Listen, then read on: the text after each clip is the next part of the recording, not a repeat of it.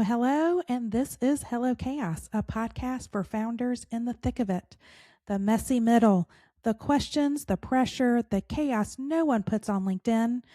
No fairy tales here, just the real work of what it takes to start and build a business. Today we have on our show Gary Acevedo.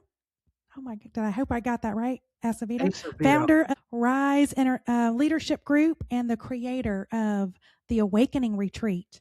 Gary, thank you for coming on the show, and I appreciate you being here. Yeah, thank you for having me. You are welcome. I'm excited to learn, especially in your bio. You had talked a lot about, relationship building, leadership building, and you have touched a lot of big brands, a lot of big companies, helping people scale. So I'm going to be a sponge today because I really I want to have those same lessons. But just start us out. What inspired you? How did you start the Rise Leadership Group? How did you become your own founder and in that entrepreneur space? Yeah, you betcha. My first year of college, I was brilliant and I was talented. I could do anything, but I was so emotionally lost because of my childhood. Being made fun of for being Mexican. I had become such a people pleaser Mm. that I couldn't say no to anything.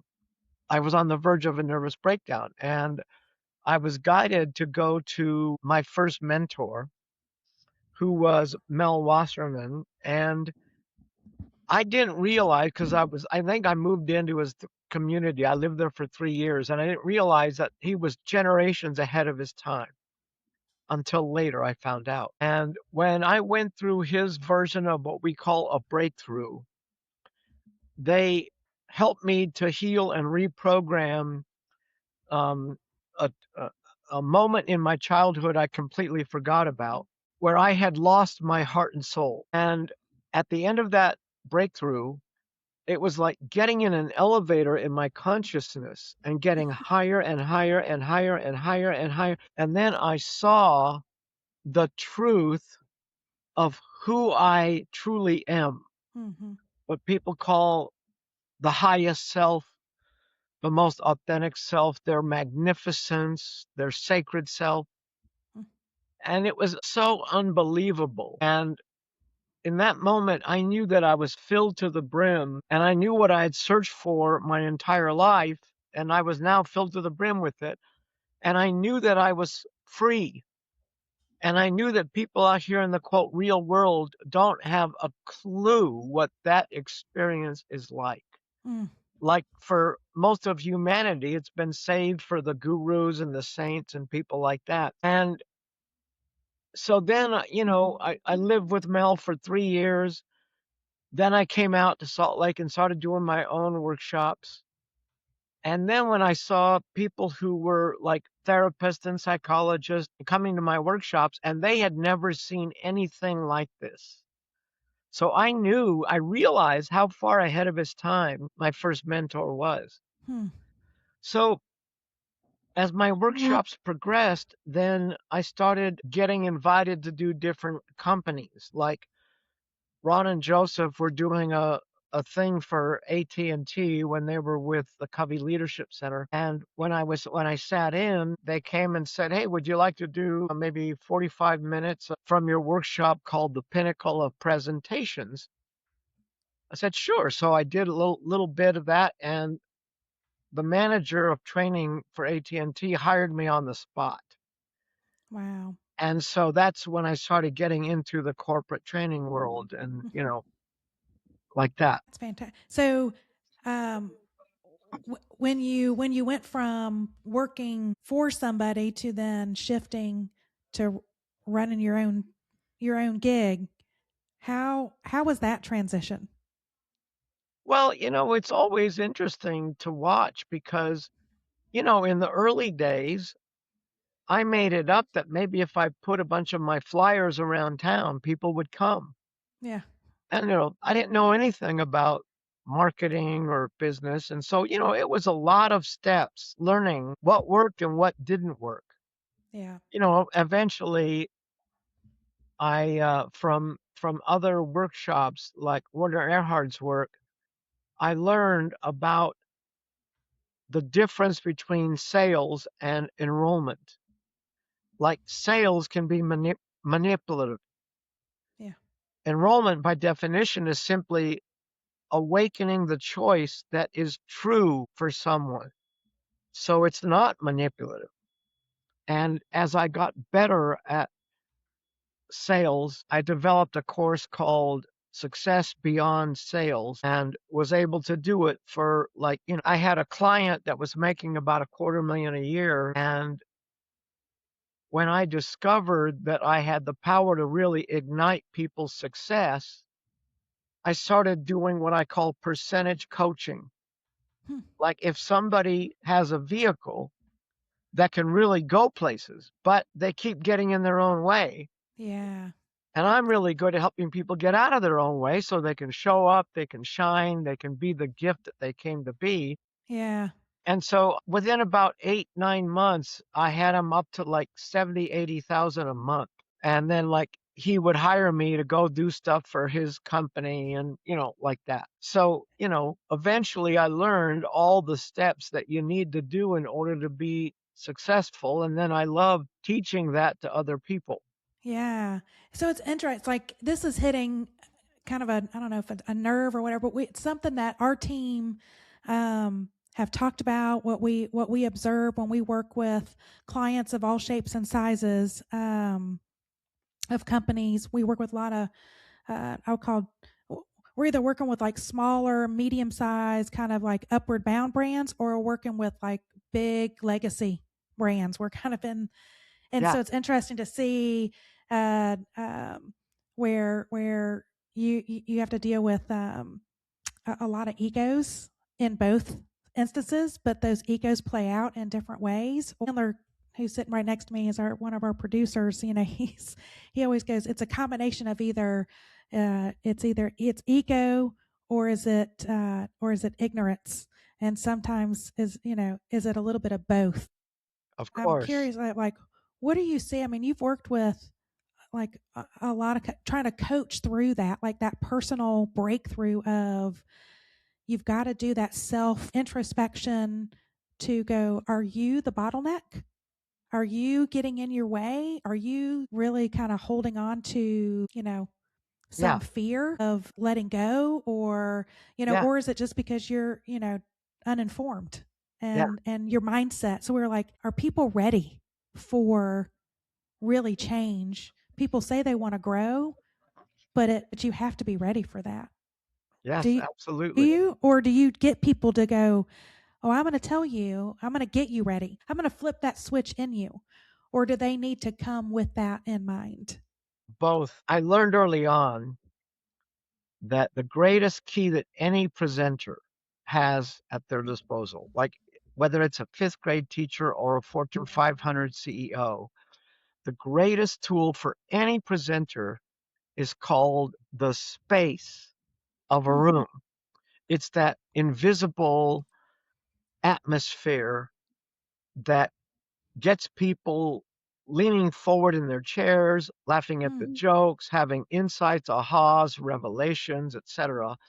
And it turns out, even when I teach like AT&T or other Fortune 500 companies how to train their trainers, most companies, their training inadvertently is ass backwards. Like the greatest tool called space is synonymous with subconscious safety. It's So when I train trainers, I teach them, like I have a manual that has over 100 tools. How do you inject a little more subconscious safety? hmm, Not only with these 100 tools that you're using, but also with the way you design your training, because a successful design will have 7 phases. And if you design it according to those phases, you've got a successful training. But okay. safety is absolutely essential. So over the years, I've become better and better at learning how to gauge where is somebody's safety level, Hmm, because I have to get them from that level up to the next level, up to the next level, so right. I can keep them moving to higher ground and getting the stuff that they don't even know that they don't know. Right. Is that so? We call that in like our world. I always, whenever we do present, we're always trying to frame whatever the context, whatever the decision is, and so that we try to make the information more acceptable. Try to reduce whatever the fear is of like acknowledging you're not alone and all of that, but also you're getting ready to enter into this phase of decision making.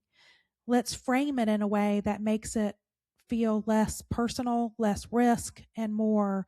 Is that part of that space, or are you talking about like a different Well, that's one of the tools one of the that two? that Okay, comes from NLP called reframing, yeah, or I call it recreation.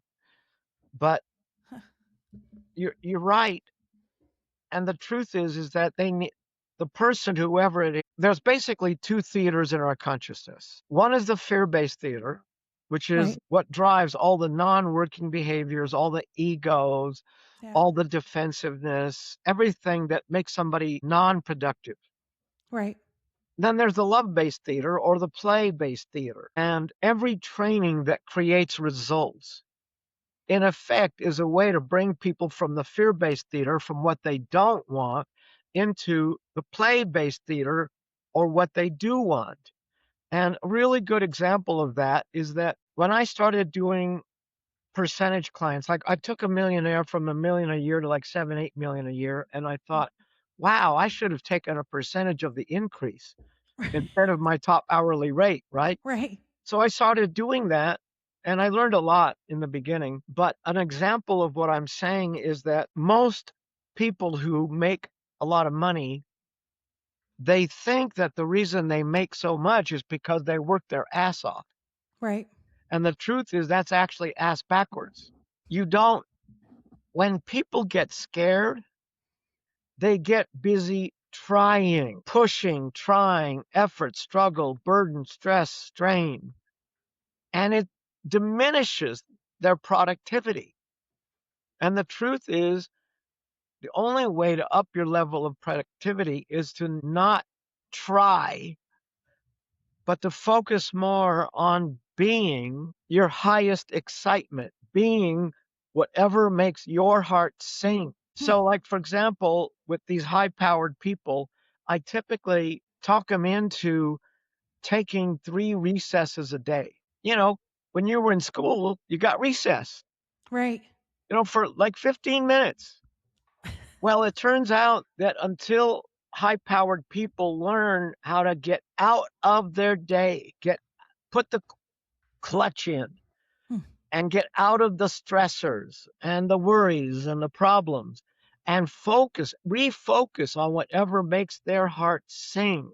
hmm, I don't care if it's guitar or video games yeah. or spiritual You need practices, that. Just you need that breather. You need the space. because after every recess, you're bringing a different human being Hmm, to the situations, to the circumstances. And it's taken me decades to finally learn for myself and for my clients that every time somebody brings in a problem, a situation, a circumstance they don't like, the solution is never in their circumstances. It's never outside of them. The reason they created every circumstance in their life, every reality that they think is reality, is because of what's inside of them. Their pictures, thoughts, feelings that drive their behavior. And until they can actually see, how am I creating this reality? hmm, What is it in me that I did that was fear based that brought that situation into my reality? And once they get it, that if they focus on the inner game, they can transform their reality. They can actually do and get the results that they really want all the time. That's so not an easy lesson for people. no, it's not. It's a big struggle. We see that a lot in leaders. I'm curious just to go back to you said that there's like is it 7 levels of Yeah, 7 space? phases. 7 phases? No, What This is 7 phases of seminar design, training design. Okay. Like a lot of Okay. my students want to do their own workshops, Right. that kind of thing. And so when they learn, I have a course called Pinnacle of Presentations. And in that course, I hand them this handout, the 7 phases of successful training design.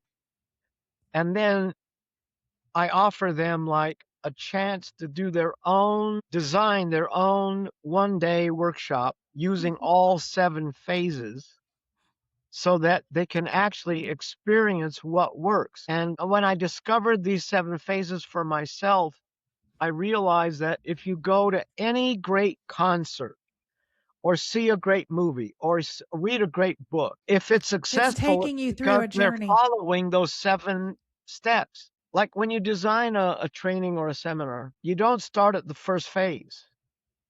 You have to start your design with phase 5, which is the crescendo. That's the hook. Well, that's near the beginning, but the Okay. crescendo is the main thing they're going to get out of it. The main Okay. revelation, like when I designed Success in All Relationships, I had to look and see what's the main thing that's going to really empower people in their relationships. And then I said, okay, the main thing is communication, and I have revolutionary communication skills that I haven't seen in any other training. So I had an experience, like a visualization that would have them have a very deep, moving, inspiring experience of the power to really get through to their loved ones and the projects that they want to influence. And so, I started with the crescendo, and then you do your pre-course packet and your warm up and your first talk, all the things. At one point you rub their nose in what's not working. So, it's like, if you don't mind, I want to give a story because Yeah. we have 2 tools in that course, the relationships course, that I use in the corporations as well. One of them is how to melt your favorite jerk. Melt your favorite jerk. Yes. That's a great. Yeah, That's like good. people don't realize when somebody's verbally attacking you, Yeah. if you use these tools, they don't even get to vote. They melt. They get off it. I might need that. Everybody does. Everybody. And so, We've had some not so kind clients oh yeah. where yeah, Oh yeah. yeah. Oh yeah, the people that need it the most are the most unkind. Yeah. And Yeah. so, and then the other tool is coaching communication, which is revolutionary. Hmm. But an example of that is that most human beings have learned to give up their voice. They don't know what it's like to have full self expression. And so, one of the things I teach them is that when you intend to get through to somebody, they will get it. And my favorite story with that, I was on a boat trip to Lake Powell with a group, and I didn't know anybody on the boat except the person who invited me. And we were sitting on the deck, and this gal was keeping us all in stitches. She was so funny. And at one point I said, you could make a career out of this. And she didn't get it. So I said it again. I'm serious. You could make a career out of this. And she still didn't get it. So I got right in her face and I intended to make her get it. I said, you could do this for a living and do very well at it. Hmm. And because I intended that she get it, she got it. Right. So a decade later, I walked into a comedy club and she's up on stage. And the moment I walked in, she goes, "That's the guy." He changed my life. Yeah. So you've done all this work and the design, the methods of unlocking other people, and you said you started with kind of unlocking yourself. Yep. So what was the thing that you unlocked about yourself that most surprised you? That's a great question. You have to remember that in that experience, because of the processes we were going through, when they put on a piece of music, I remembered something from my childhood I had completely forgotten about. Being made fun of for being Mexican, all that. And they healed and reprogrammed the moment when I gave up my heart and soul. Hmm. And every human being has a moment like that Yep. where they make up. It's so cute because kids, when they're very young, they make up the worst words they can imagine for what's wrong with me. Like, I'm not good enough, I'm unlovable, I'm worthless, I'm different, I'm stupid, like that.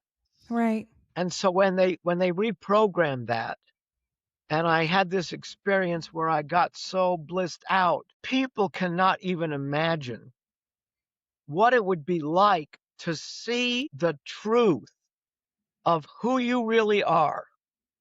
Like, beyond words, magnificent.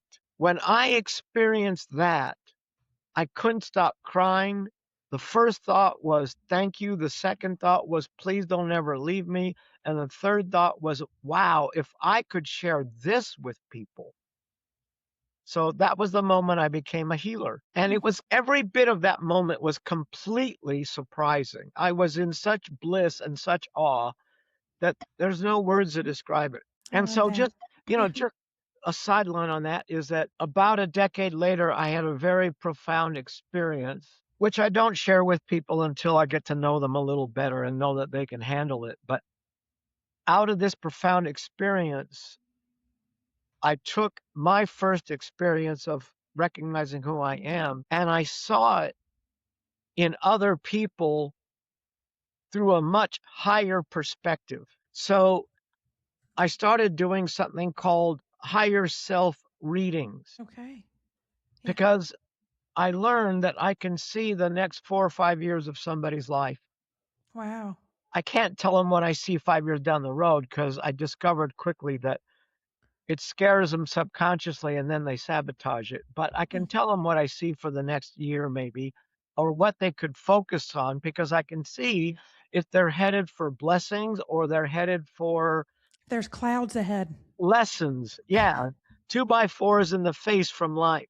Right. But when I give them a higher self reading and I show them how magnificent they are Hmm. when they can recognize their highest, truest, most authentic self, which I do with every client and try to do it with as many of the newcomers in the workshops that I can, because it's always a shock to people. Matter of fact, in most of my courses on the first night, I'll do a thing called the greatest key to influence. And the greatest key to influence is to actually recognize and to speak to one's highest nobility. So I'll have a volunteer come up to the front and I'll tell people, okay, using your intuition, I want you to call out, what do you recognize in this person's greatest strengths, gifts, and talent? And as people start to tell them, it's obviously moving for the person in front of the room, but it's also moving for the whole room. Right. And everyone is surprised that, oh my goodness, we can see a lot more than we thought. And then we get them in circles and they do it with each other.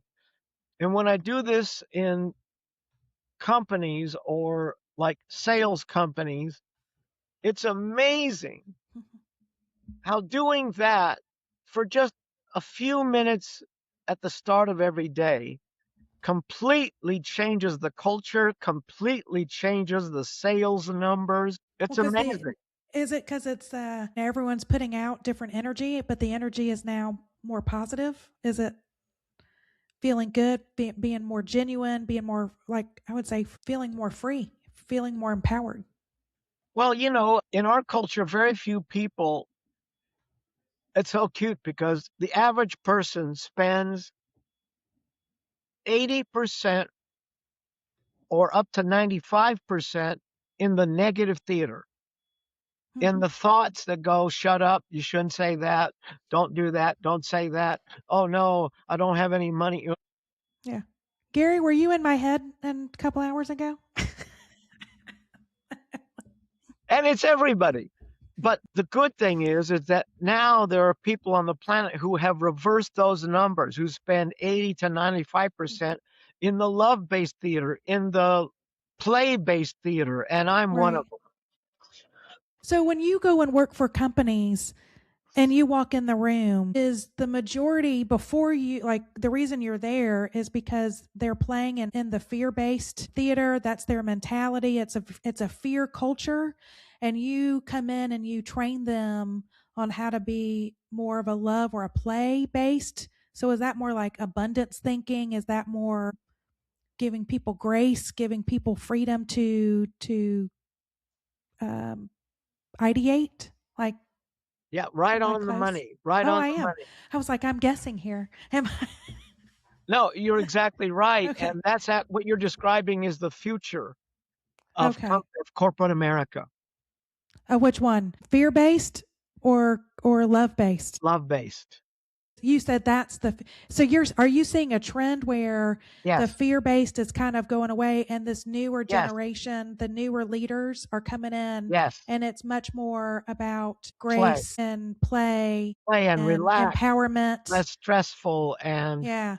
learning how to, instead of doing effort, struggle, burden, stress, strain, they learn how to play at 100% so Hmm. they can dive in wholeheartedly. I Is remember when Ron and AT&T hired me to do something for them, and Ron McMillan joined me, and I had three endings planned, and I wanted to see if Ron felt like I could do the most powerful ending.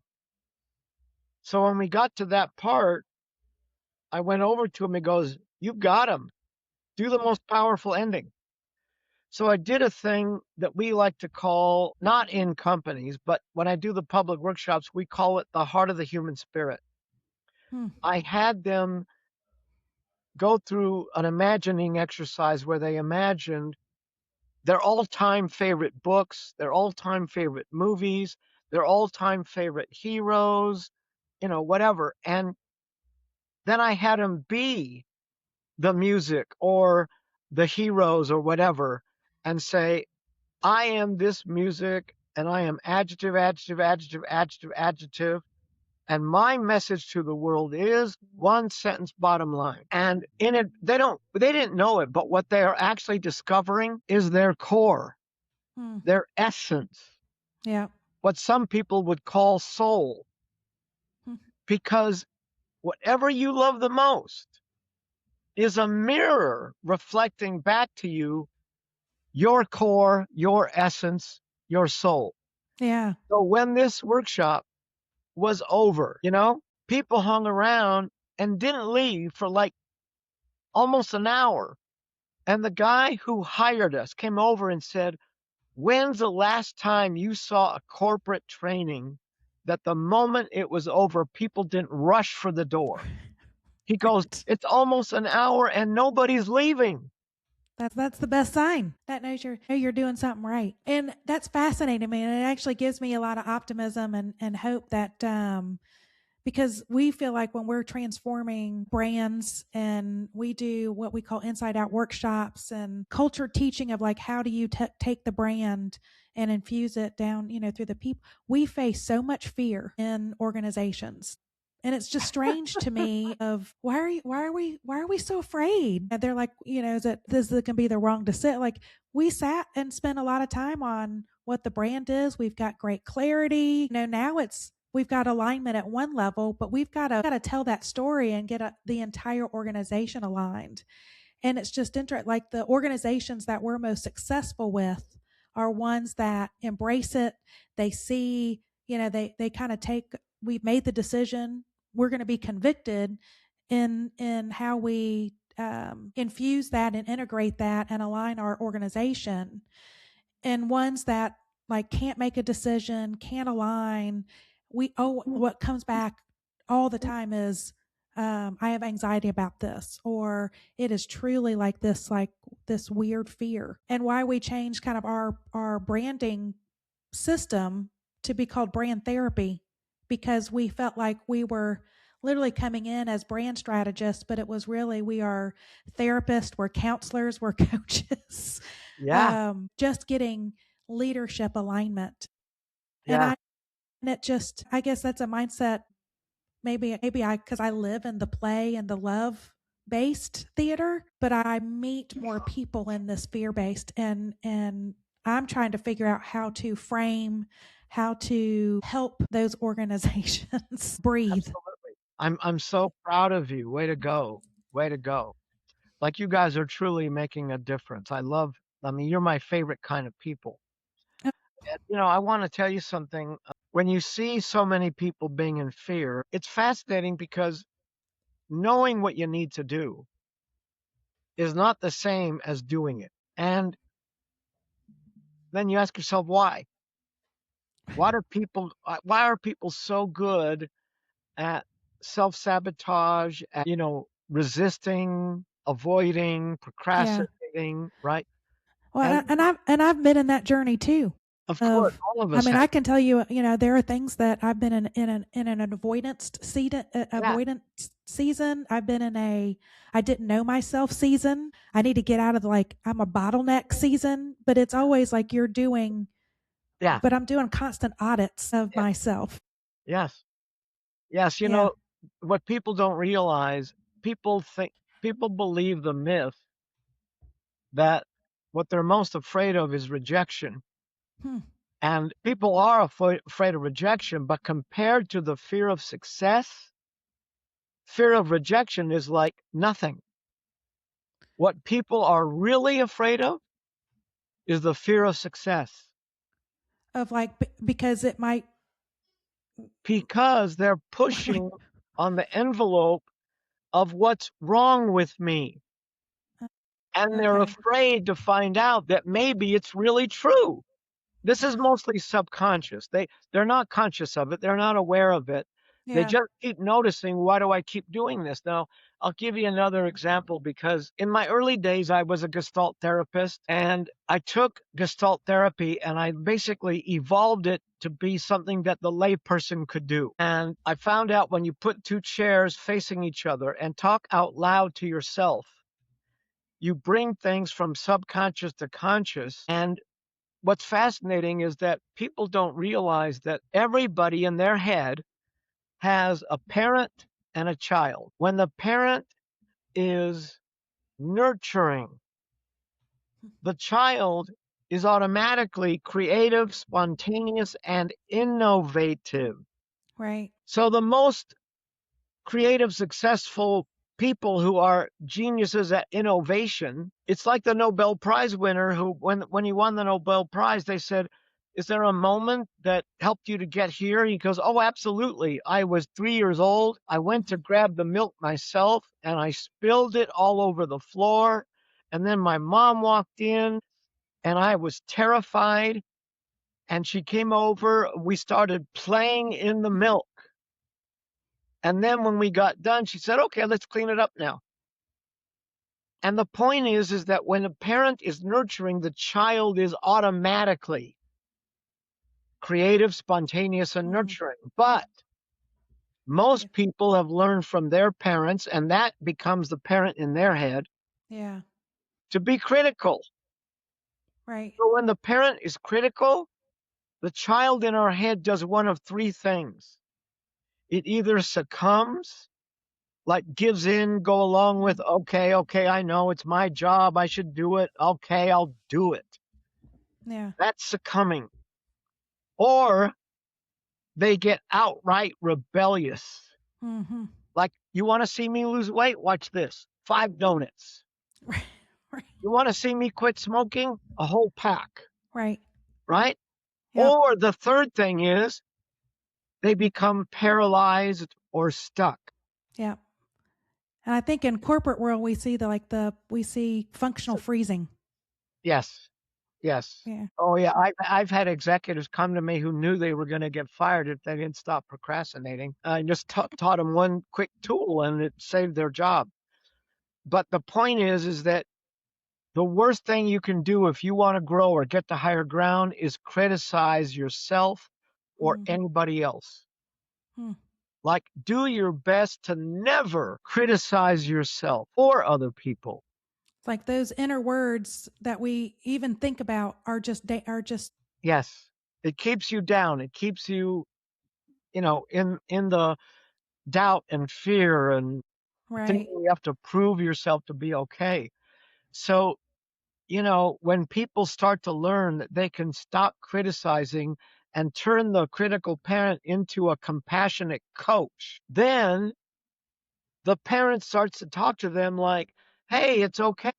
Little to the left, little to the right. Right. You can do this. It's just an adjustment. It's just a correction. Right. Because all pain, physical or emotional, is basically asking for a correction. Yeah. It's just a lesson. Yep. Just like the call that I got. I've got to go do a little like course correction of my daughter to Yes. not use certain language in the Yeah. hallways. Oh, yeah. Oh, yeah. But no, you just had me kind of do a aha moment of, what you're saying is going in our heads of a parent to child kind of relationship of the words that we use, how we talk about ourselves, how we cope, to then transform it to a, um, more of a coach, advisor, Yes. a compassionate coach, I think is what you Yes. said. Yes. But I look at it and go, the leaders that we're seeing that are succeeding, the ones that you kind of talk about that play in this, where the industry of corporate America is going, is taking that same scenario of what's happening in our head, but making that be that's how we create environments and teams and the culture of our company is, at least that's my aha of what you're saying. Like I'm Yeah. I'm connecting the dots. Absolutely. Way to Okay. go. Good job. I try. Scientists have found that in order to make any relationship work, you need 5 positives to every negative. Mm, But to make marriages work or with children, you need 7 to 1, okay. which tells you how ass backwards we are. Yeah. And, in my own life, like you were talking about your kids before, and my older son, when he was a teenager, he was a parent's nightmare. Like him and his hip hop buddies would literally go and beat up drug dealers and steal their money. You talk Wow. about keeping your angels busy, right? That's right. That's right. So it took every skill I have, every tool I have to get him on track. And one of the things I did when he was young was when he was like 3, I'd have some friends over and I'd say, okay, Eli, time for bed. And he'd run to the bathroom, brush his teeth, jump in bed. And my friends would go, how do you get him to do that? It takes me an hour to get my kid. And I'd say, it's really easy. When he gets in bed, I start off by saying, how was your day, Eli? Hmm. And then I say, don't you think I am the luckiest daddy in the whole world? Because my little boy is so handsome and he's so smart. And I would always give him 6 to 8 acknowledgments every night. So when he was being a teenager, rebellious and getting in all this trouble, it was easier for me to get him to shift directions. And he just got accepted to all 7 PhD programs that he applied for. He got a Wow. full ride, $36,000 stipend, and Johns Hopkins invited him to be a speaker. Wow. And I have a 15-year-old, and the same thing with him. I told my 15-year-old, I'm a much better father to you than I was to Eli. And he very wisely said, well, what makes you a better father? And I Yeah. thought, what a That's great a great question. question. So I started rattling off the things that I thought I did from the time Right. he was a baby. And I quickly went, oh my goodness, this is a handout that should be in the parenting course. Hmm. And then when I got done creating it, I realized this isn't just for parents. This is how all of us should treat everybody. Yeah, most definitely. So what's the best advice or like a tip or a tool to get us to shift our brains to be less critical? I mean, is there a routine or is there discipline? Is there just a technique that we could implement today and it Sure, would it would shift sure. that? Yeah, I'll give you some, but I have a document that goes through when something doesn't fit your pictures and you get emotionally triggered. Start with number one. That doesn't Hmm. work. Go to number two. That doesn't work. Go to number three. And there's like, I think like 8 or 9 things on the page. And the last one is the awakening style breakthrough, which, if nothing else works, that handles everything. But I'll give you the beginning one. And it's called Learn How to Hang Up the Phone. All right. And now this generation doesn't have, we have to do, I grew up with I knew how to slam the phone down. Yeah, yeah, right. So, This, today would be like closing the phone, whatever. Okay. But what it means is every time you notice a negative thought, hmm, and I mean any negative thought, yeah. So worry, I call the worries, the stress, demon, those like ghosts that come in questioning your decisions, all that. Yeah. everything that is in the fear based theater, Hmm. you literally take that thought, imagine it going into a separate room, and then refocus on whatever makes your heart sing. Like, Hmm. the negative thinking is simply a computer that knows how to show you everything you don't want. Right. But the opposite of what you don't want is what you do want. Hmm. People don't realize that when they're immersed in their problem, their circumstance, their lack of this or that, lack of money, lack of love, they don't realize that as long as they're in that thought, they are literally walking toward that thought. Yeah. They are manifesting more people and situations to treat them that way. Yeah. And when you refocus, when you take the don't want and say, what is it I do want? Because the don't want is actually telling you the opposite of what you do want. If you focus Right. on what you do want, you can now begin to focus on your highest excitement. As long as you keep following your highest excitement, life will guide you. You will then become, you will show up, you will shine, you will become a voice for the sacred, you will move mountains. Fantastic. Okay. That's just the first of the 9. So, That's the, okay. I'm going to put that into practice. yeah, and if people are interested in that list, I can get you that list, and then if they ask for it, you can send it to them, or Yeah. they can No, contact me, and I I'll think that get it. would be very helpful, especially with, like I said, there's a lot of our listeners that are leading companies, leading teams, and sometimes it's their ego, but we have a lot of founders who are entering in the space of people management, and they're trying to find their footing, and trying to figure out how do they take ownership, how do they create clarity in the vision, but then how do they get alignment. It's and Yeah, not they have the everybody, toughest job. they have the toughest job. That's It's right. like trying to herd cats. Right. I know I And was I'll, in a I'll tell you forum this. something. Oh, go ahead.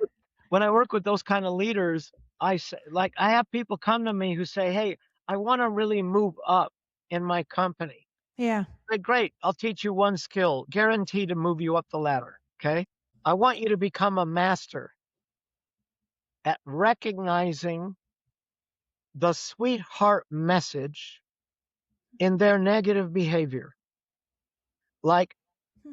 their positive intent.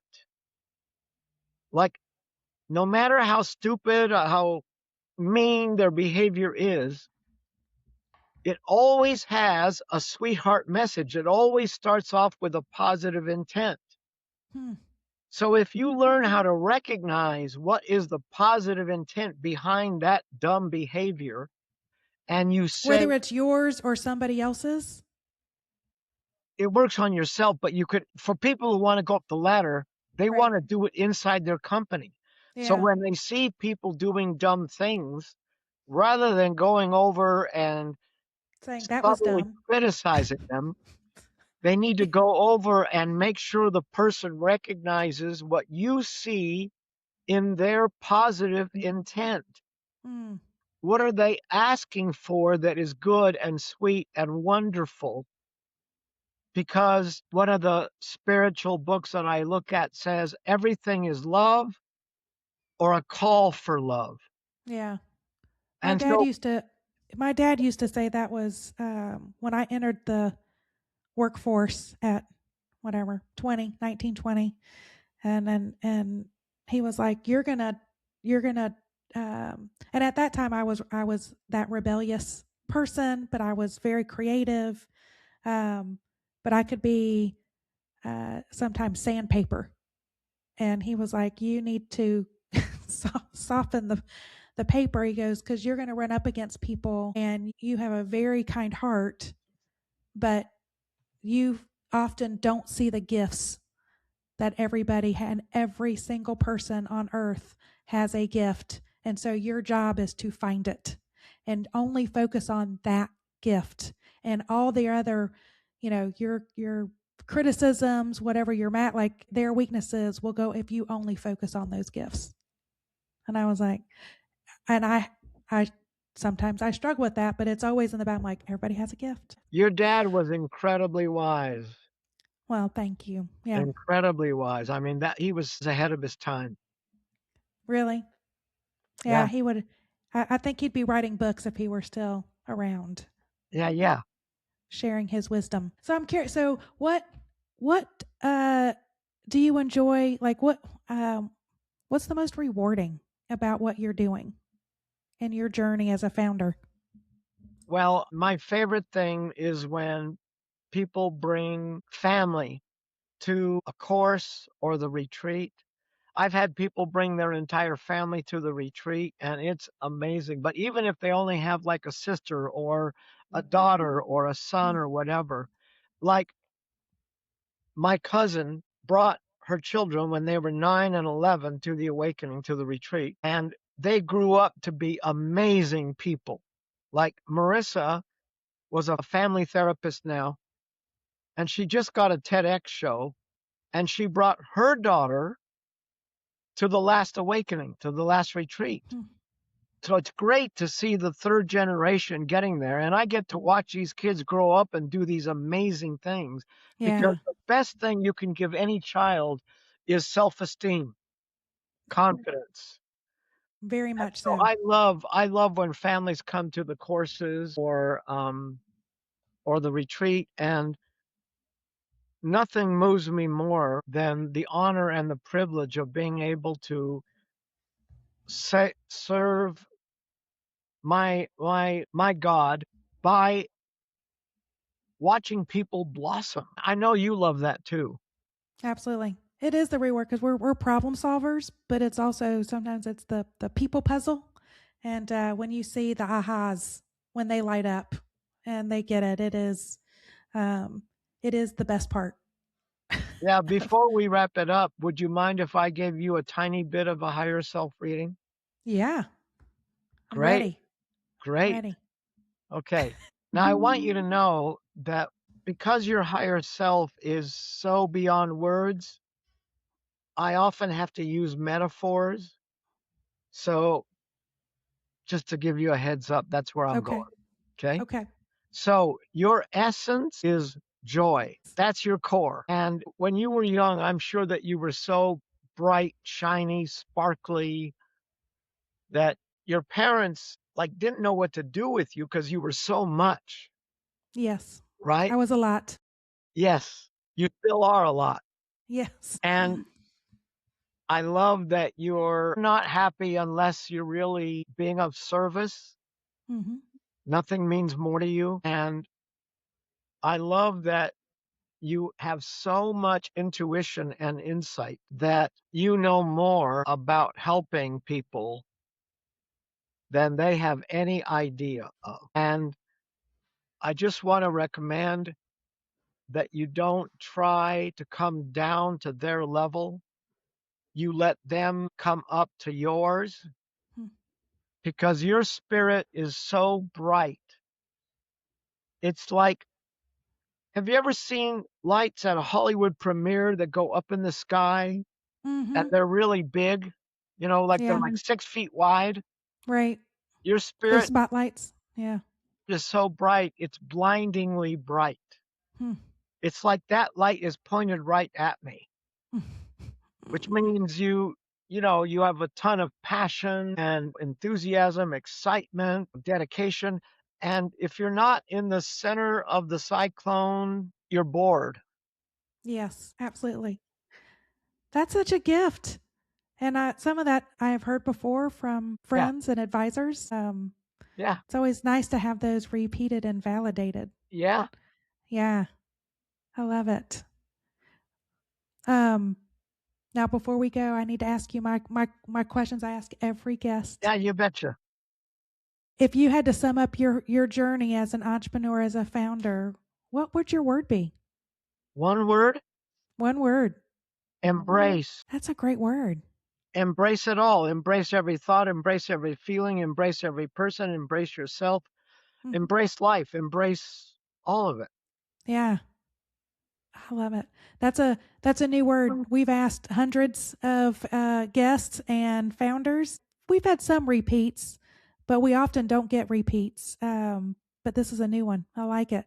So if you look ahead to the next chapter, what do you want the chapter? What do you want the word to describe that chapter? I have to say it in 3 words: Okay, heaven on earth. there we go. I love it. It's very fitting to you, Gary. Thank you. I appreciate it. Well, okay, so before we go, what if we met a year from now? I came out to see you. We're grabbing some coffee. What are we celebrating? What's the win in your world that we're celebrating a year from now? We're celebrating that more and more people, we have the privilege and the honor of supporting more and more people to get to higher ground. Like we Yeah, would share back and forth how many people you've influenced in the last year, how many people I've influenced, some of our favorite success stories, right. some of our profound moments. So amplifying our impact Yes, through our influence. All right. I love it. Um, Well, I appreciate you being on. I know we could spend a lot more time talking. I'm yeah, fascinated with what you do. I think there's a lot of alignment with what we do in the branding marketing world. But before we go, how can people find more information about what you do, help to support you, engage with you? Where do thank you you. want to find them? Our website is called Rise Leadership Group. And for those who might be interested in supporting me or getting a copy of that handout, you can email me to gary@riselg.com. Fantastic. Gary, thank you so much. I loved this episode and this conversation. Thank you for having me. Thank you. And that's a wrap on today's chaos. But the work doesn't stop here. If this episode felt familiar and you enjoyed it, you're not alone. So subscribe, share, and leave us that 5-star review on Spotify. It helps us. It helps more founders really find their way through all the noise and clutter. And if you're craving clarity, not more chaos, our sponsor, Bright Marketing, offers a founder clarity sprint designed to help you get unstuck, get you focused, and moving forward with confidence. And you can explore that offer and more founder tools and episodes over at orangewhip.com. That's orangeuip.com. That's for a work in progress. Or shoot an email to hello@orangewhip.com. Until next time, stay curious and stay a little scrappy. And remember, we are all a WIP, a WIP. See you again next week.